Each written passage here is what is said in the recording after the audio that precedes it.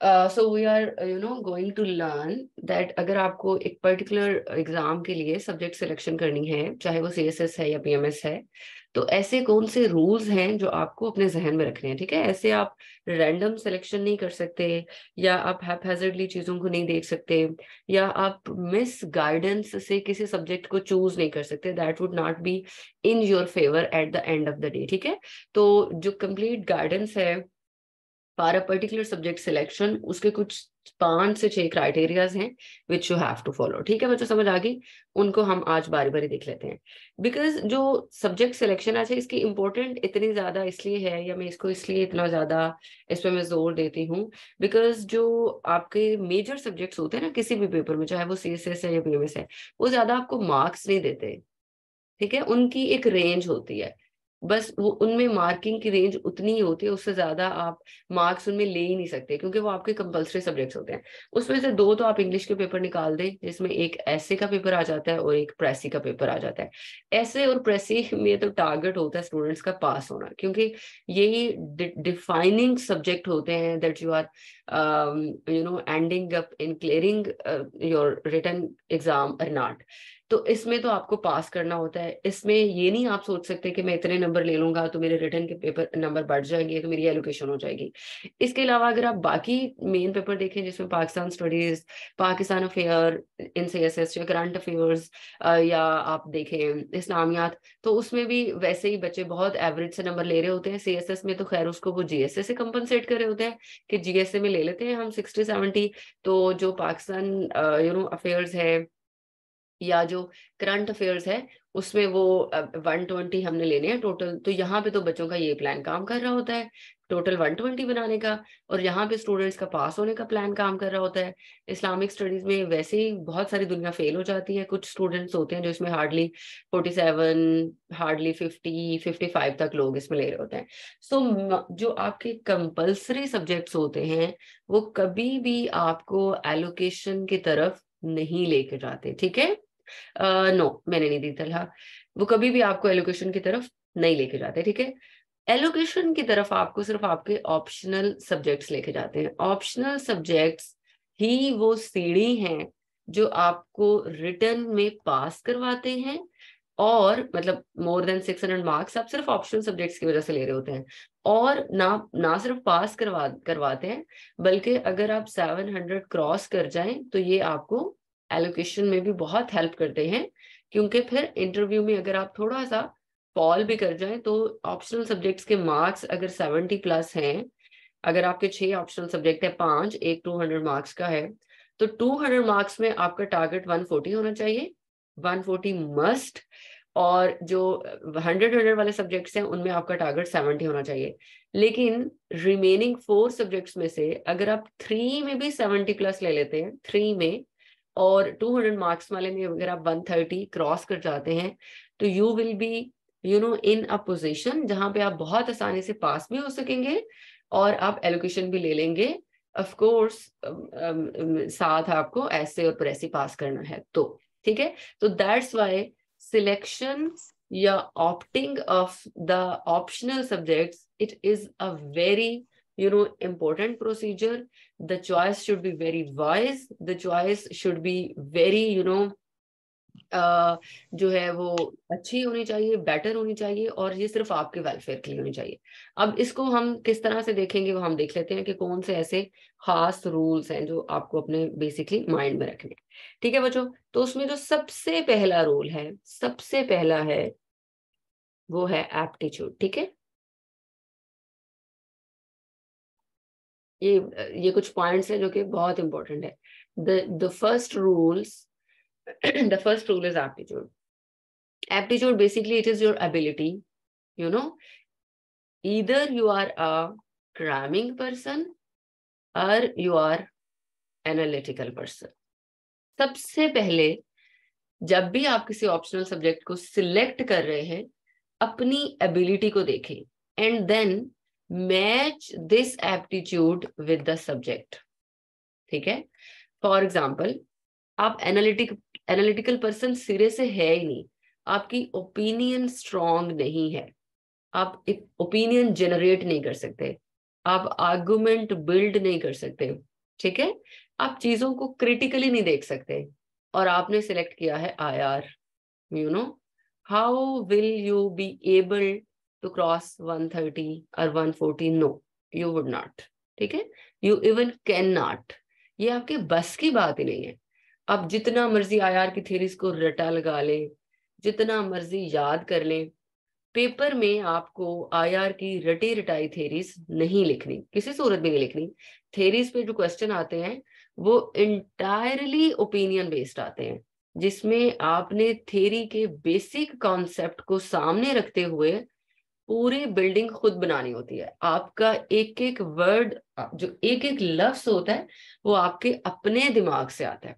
ठीक है, तो जो बेसिक कॉन्सेप्ट है वो आपने उसको सामने रखना है, जो कि आपको बहुत क्लियर होना चाहिए, और फिर उस पे आपने पूरा क्वेश्चन अटेम्प्ट करना है। तो आप कभी भी अच्छे नंबर नहीं ले सकेंगे। अगर आप क्रैमिंग स्टूडेंट हैं तो फिर आपको ऐसा सब्जेक्ट ऑप्ट करना है जिसमें आप चीजों को लर्न करें और गुड मार्क्स लें। ठीक है, और अगर आप एनालिटिकल स्टूडेंट हैं तो कभी भी ऐसे सब्जेक्ट की तरफ ना जाए जिसमें आपको बहुत ज्यादा क्रैमिंग करनी पड़े। इसका क्या फायदा क्या होगा जब आप पेपर में बैठेंगे ना, अब पेपर है एनालिटिकल और आप भी बहुत एनालिटिकल पर्सन हैं, तो पेपर में जैसे आप लिखेंगे ना, बिलीव इन मी, कोई भी वैसे नहीं लिखेगा।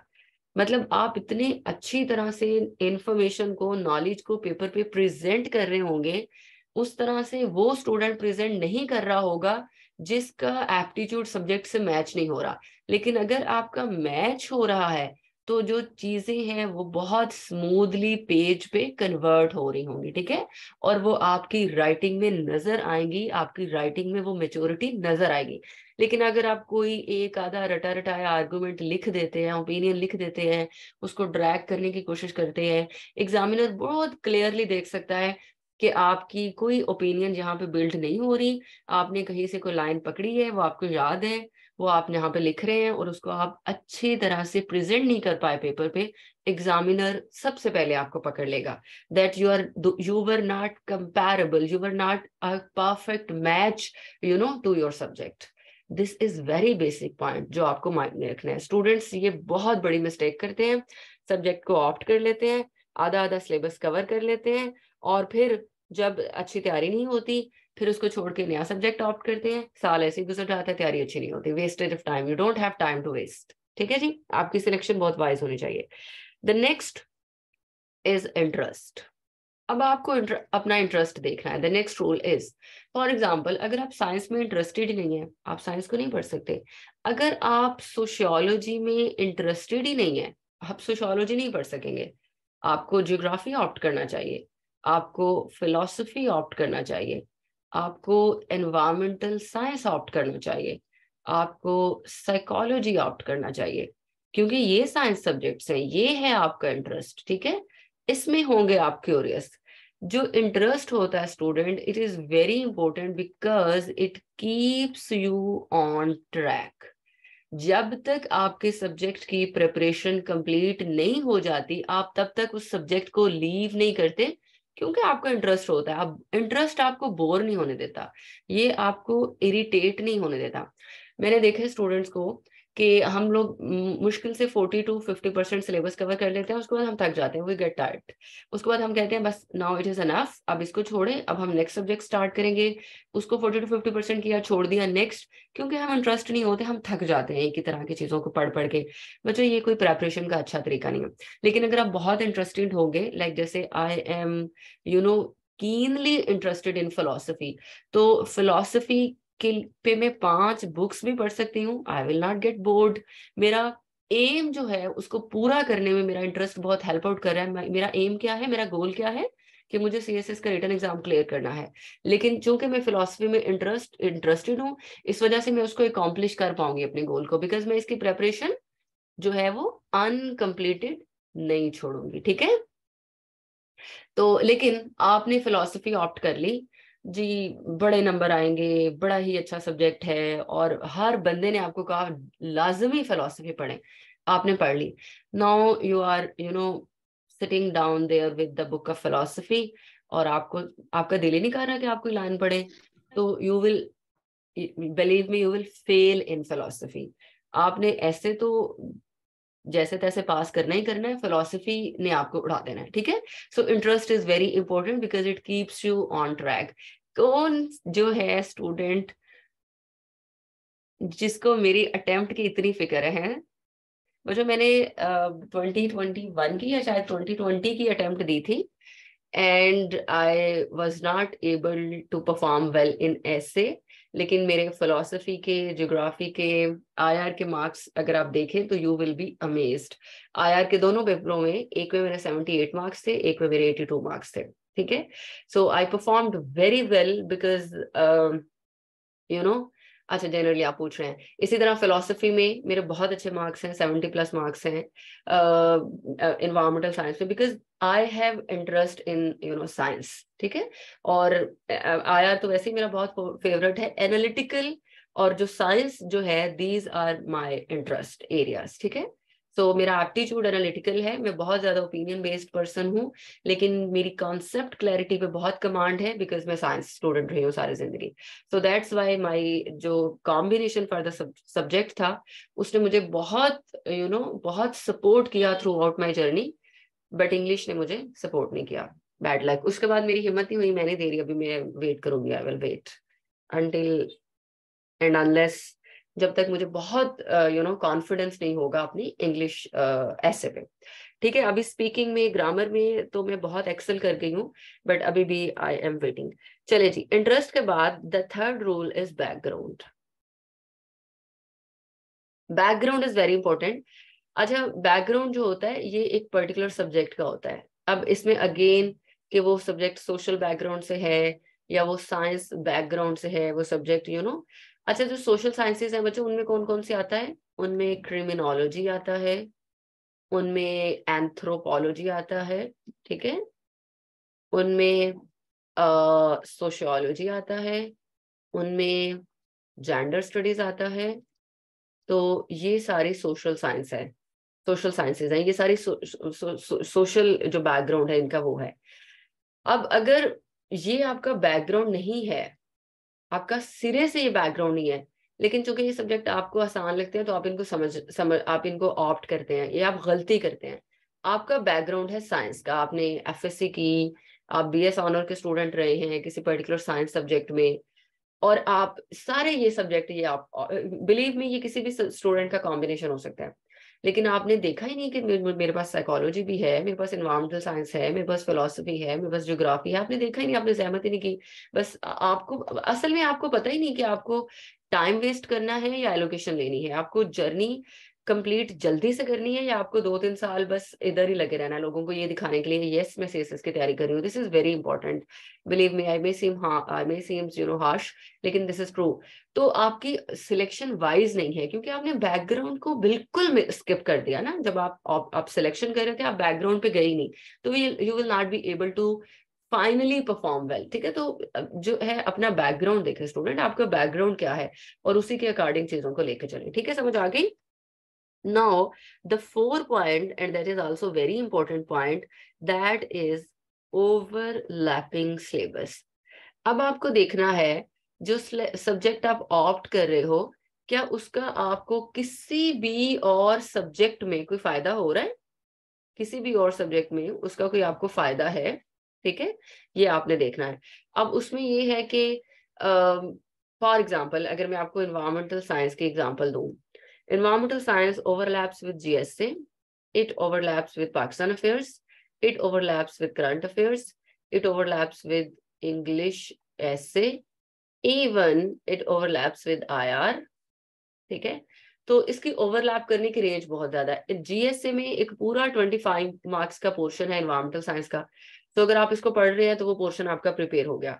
पाकिस्तान अफेयर्स के और करंट अफेयर्स के जितने सोशल इश्यूज हैं, ठीक है, जितने सोशल इश्यूज हैं रिलेटेड टू रिसोर्सेज, जैसे energy crisis, economic crisis, water crisis, water shortage, environmental crisis, security crisis related to food security, water security, hunger, famine, diseases, urbanization, pollution, they are all related to environment.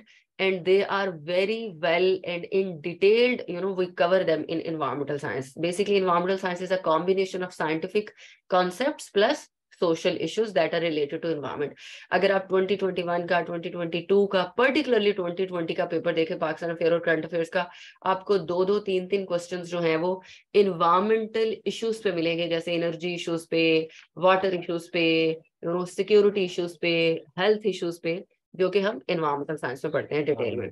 इसी तरह English ऐसे हर साल एक ऐसे आपका environment पे आता है, ग्लोबल वार्मिंग, क्लाइमेट चेंज, मतलब यहाँ पे हम कई ऐसे इसको इनलिस्ट कर सकते हैं, आपके वाटर पे ऐसे, ठीक है।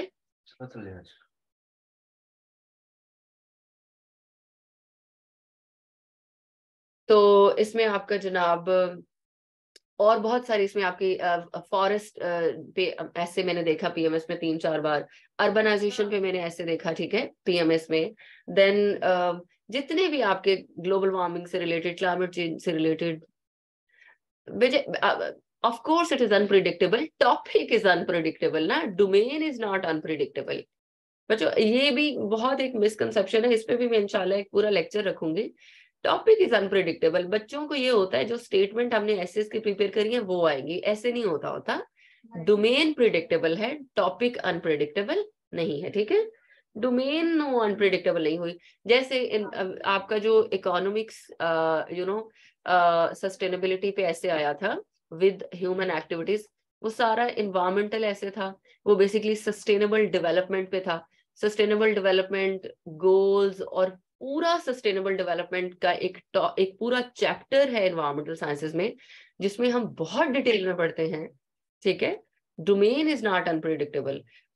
2023 का देख लें, of course it is an exception, जो कि आपको 10-15 साल में लाजमी मिलेगी। अगर आप पीछे भी कुछ ईयर्स में जाएंगे तो आपको एक्सेप्शन मिलेगी, ठीक है। यूएस हिस्ट्री का तो जो पेपर था, हाँ, 2023 was not a good year for aspirant, I agree, 2023 was not a good year for aspirant, but बच्चों हर दफा ऐसा नहीं होता, कुछ जनरलाइजेशन तो आपने करनी है ना, ऐसे नहीं होता, जनरलाइजेशन आपकी होती है। एंड बिलीव मी, अगर प्रेपरेशन अच्छी हो तो हम इस धचके से, या अगर हम इस तरह के साल में अनलकीली अपीयर हो रहे हैं तो हम निकल जाते हैं, ठीक है, हम निकल जाते हैं, क्योंकि हार्ड वर्क जो है उसको लाजमी पे करते हैं अल्लाह ताला। No, 2022 was not an exception. 2022 के पेपर बच्चों बहुत आसान थे। 2022 का आईआर का पेपर देख लें, यूएस हिस्ट्री का पेपर देख लें, ठीक है, ज्यादा लोग सब्जेक्ट को ऑप्ट करते हैं, exactly.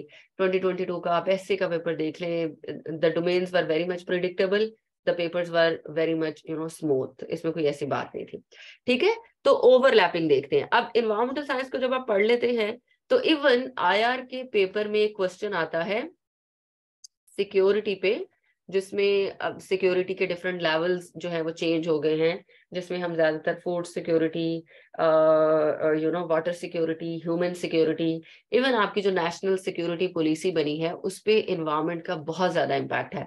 So environment is the subject which leads you to gain इतना मल्टी डिसिप्लिनरी, आप उसमें इंफॉर्मेशन ले रहे होते हैं जो आपको बाकी non traditional security threats, exactly, जो आपको बाकी सारे सब्जेक्ट्स में हेल्प आउट कर रहा होता है, ठीक है। स्टूडेंट समझ आ गई कि ओवरलैपिंग की कितनी ज्यादा इंपॉर्टेंट है। जिस तरह US history, European history and IR overlap करते हैं, जैसे political science plus philosophy overlap करते हैं, तो ओवरलैपिंग कॉम्बिनेशन मौजूद है। Okay, the last point that is time investment. Time investment की एग्जांपल मैं आपको देती हूं।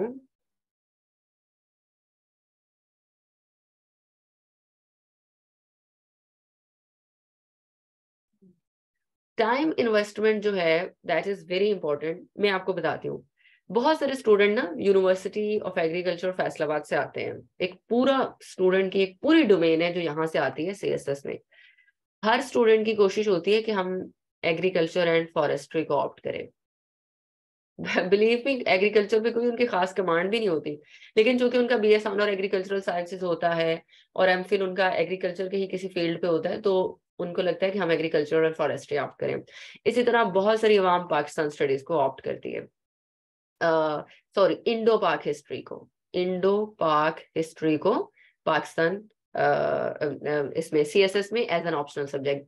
इसी तरह बहुत सारे लोग इस्लामिक हिस्ट्री की तरफ जाते हैं। इसी तरह बहुत सारे लोग PMS में उर्दू को ऑप्ट कर लेते हैं, उर्दू लैंग्वेज को, you know.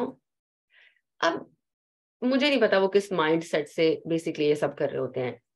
Agriculture and forestry, अगर आप सिर्फ सिलेबस कंप्लीट करें और नोट्स बनाएं और लेक्चर्स सुने, अभी आप उसकी फाइनल प्रिपरेशन ना करें, you need 45 to 50 days। Exact calculation आप बेशक कर लें, because syllabus is too much lengthy, but after even spending 50 days or 2 months, ठीक है, एंड पे आपके नंबर कितने आएंगे? 45। 50 से ऊपर तो आप नहीं ले सकते अगर आपने बहुत अच्छा पेपर किया है।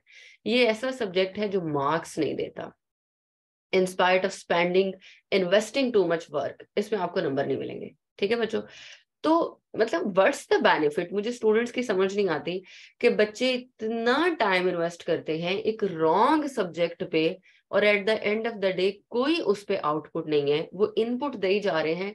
You have to opt a subject that requires minimum input but maximum output. ठीक है, आउटपुट मैक्सिमम हो और इनपुट उसमें क्या हो? मिनिमम हो। इसी तरह उर्दू देख लें, इसी तरह इंडो पाक हिस्ट्री देख लें। इंडो पाक हिस्ट्री में कंफर्म है कि आपके नंबर नहीं आते इसमें मार्क्स, लेकिन आप इस पे पूरे 2 months इन्वेस्ट करेंगे, पता नहीं किसकी एडवाइस पे, I don't know, and there are many students जो अपने साथ ये ज्यादती कर रहे हैं। ठीक है, सो प्लीज बी अवेयर कि आपने अपने टाइम को किस तरह से इन्वेस्ट करना है। देखिए आपके पास और भी 11 सब्जेक्ट्स हैं जिनको टाइम इन्वेस्टमेंट चाहिए। टाइम इन्वेस्टमेंट करनी है तो इंग्लिश पे करें, टाइम इन्वेस्टमेंट करनी है तो इंग्लिश ग्रामर पे करें, टाइम इन्वेस्टमेंट करनी है तो GSA पे करें जो आपको 92 मार्क्स भी देगा। ठीक है, अगर आपने इन्वेस्टमेंट करनी है तो उन ऑप्शनल सब्जेक्ट्स पे दें, जैसे IR है, जैसे इन्वायरमेंट है, जैसे फिलोसफी है, जैसे जियोग्राफी है, जो आपको 100% 80+ मार्क्स देंगे। टाइम इन्वेस्टमेंट करनी है तो इन सब्जेक्ट्स के लिए सेव करें। So it is very important. ठीक है बच्चों, ये वो रूल्स थे जो मुझे ऐसे लग रहा था कि स्टूडेंट्स को पता होना चाहिए, बिकॉज PMS जो है अभी हो जाना है, 13 मई को पेपर है। उसके बाद लोगों ने सारे तकरीबन अवाम ने CSS की तरफ शिफ्ट होना है, और फिर सब्जेक्ट्स की प्रिपरेशन सारे बच्चों ने करनी थी। तो मैं सिर्फ ये चाह रही थी, अब बहुत सारे बिगिनर्स ने भी आना है, ऑफ कोर्स इन्होंने 2025 के लिए जाना है, ताकि आप लोगों की सिलेक्शन वाइज हो जाए। ठीक है, देखिए बच्चे हिस्ट्री की रिप्लेसमेंट तो बहुत ज्यादा है। इंडो पाक हिस्ट्री, अच्छा अभी मैं जरा क्वेश्चन ले लूं।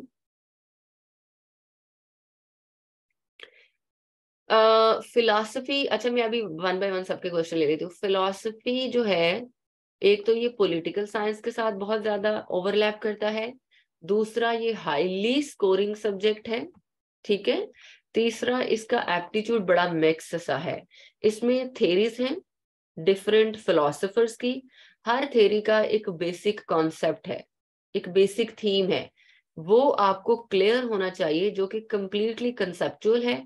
और वो आप तभी कर सकेंगे जब आप साइंस में थोड़ा बहुत इंटरेस्ट लें। ठीक है, जब आप अपने माइंड को यूटिलाइज करेंगे, जब आप चीजों को की कंसेप्चुअल क्लैरिटी को इम्पोर्टेंस देंगे, तो फिर आप फिलॉसफी के कॉन्सेप्ट को क्लियर करेंगे। मेरा जो फिलॉसफी का बैच चल रहा है उसमें बहुत अच्छा मुझे फीडबैक मिल रहा है स्टूडेंट्स का, और ये एक ऐसा सब्जेक्ट है कि अगर आप इंटरेस्ट लेना शुरू कर दे, मैंने 3 से 4 बुक्स पढ़ी है फॉरेन ऑथर्स की, और मतलब ये इतना इंटरेस्टिंग सब्जेक्ट है, आप एक नई न्यू वर्ल्ड में एंटर हो जाते हैं। Philosophy is entirely different, most interesting, most unique subject, but for and the most important thing, it is highly scoring ना। अब जो स्टूडेंट्स को तो पता है कि थोड़ा अरसा है, गुजर जाएगा, हमें हार्ड वर्क करना है, अल्टीमेट गोल उनका CSS है, उनका रेस्ट नहीं है, तो फिर वो टाइम इन्वेस्ट करते हैं फिलोसफी में, माइंड भी इन्वेस्ट करते हैं जस्ट टू गेन मार्क्स। ठीक है, and believe me it is very easy. अगर वो आपका बेसिक कॉन्सेप्ट जो कि 10 मिनट में क्लियर हो जाता है एक पर्टिकुलर फिलोसोफर के बारे में जिसने वो थ्योरी दी है, तो you are good to go.